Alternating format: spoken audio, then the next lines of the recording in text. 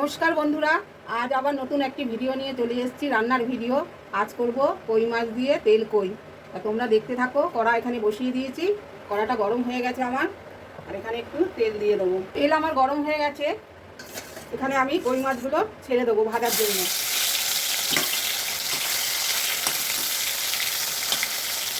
কই মাছগুলো আমি একটু হালকাই ভাজবো। আমি মাছ এমনিতেই হালকা হালকাই ভাজি। মাছের যখন তরকারি বা ঝোল করি, ঝাল করি, তখন একটু মাছটাকে হালকাই ভাজা করে দিই। মাছ আমার একটি ভাজা হয়ে গেছে, আর একটি রেখে দিচ্ছি। ওই মাছের মধ্যে দেখো ডিম হয়েছে, দেখো পেটের দিকে ডিম হয়েছে। মাছ আমার এখানে ভাজা হয়ে গেছে, এবার মাছটা তুলে নেবো। আরও মাছ আছে, মাছগুলো আমি ভেজে নিচ্ছি। এখানে আমার মাছ ভাজা হয়ে গেছে, অনেক বড় বড় মাছ। দেখো মাছের মধ্যে ডিম, পেটের মধ্যে ডিম ভর্তি রয়েছে। আমি এবার কড়াতে আরেকটু তেল দিয়ে দেবো।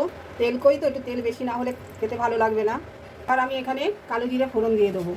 হলুদ গুঁড়ো দেবো, নাহলে মশলা যখন দেবো তখন খুব ছেটকাবে গায়ে। ওই মশলা বেটে রেখেছি, মশলাটা দিয়ে দিলাম আমরা। এই মশলার মধ্যে আছে পেঁয়াজ বাটা, টমেটো বাটা, কাঁচা লঙ্কা বাটা দেওয়া হয়েছে। এখন মশলাটা এবার একটু কষিয়ে নেবো, হালকা আছে দিয়ে মশলাটা আমি কষিয়ে নেবো। অল্প আছে দিয়ে নিচ্ছি। দেখেছো, চাপা দেওয়ার জন্য তেলটা উপরের দিকে ভাজতে শুরু করেছে। প্রথমেই দেবো পরিমাণ মতো নুন, দুধ দেবো, লঙ্কার গুঁড়ো দেবো, চিনি না দিলে কোনো রান্নায় টেস্ট আসে না, একটু মিষ্টি দিতেই হয়। ভালো করে কষিয়ে নেবো। এই দুটো কাঁচা লঙ্কা এখানে দিয়ে দেবো। কাঁচা লঙ্কার গন্ধটা খুব ভালো লাগে তরকারি টেবিলে। গরম জল আমি দিয়ে দিচ্ছি। গরম জল দিলে রান্নার স্বাদটা আরও বেশি ভালো হয়। দেখো ভালো করে কষাতে হবে। আর চাপা দিয়ে দেবো। চাপাটা খুলে দেখি কতটা হলো।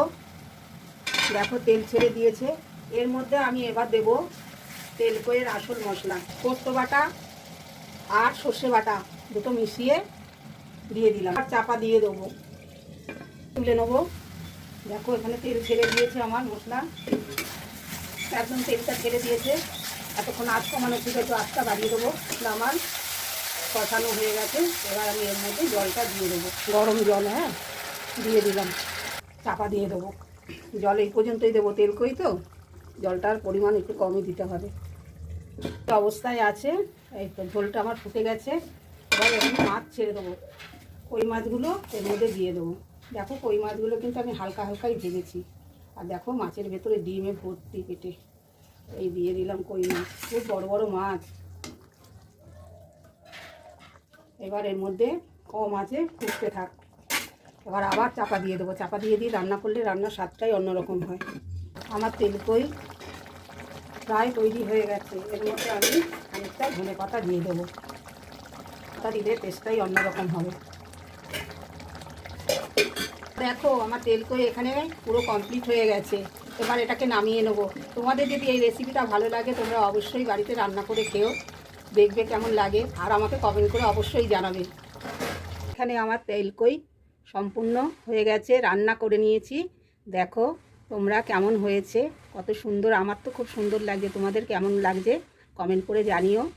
আর এই রান্নাটা তোমাদের যদি পছন্দ হয় তাহলে ট্রাই করে দেখো একবার। তো আজ এই পর্যন্ত, আসি। টাটা, সবাই ভালো থেকো, সুস্থ থেকো। টাটা।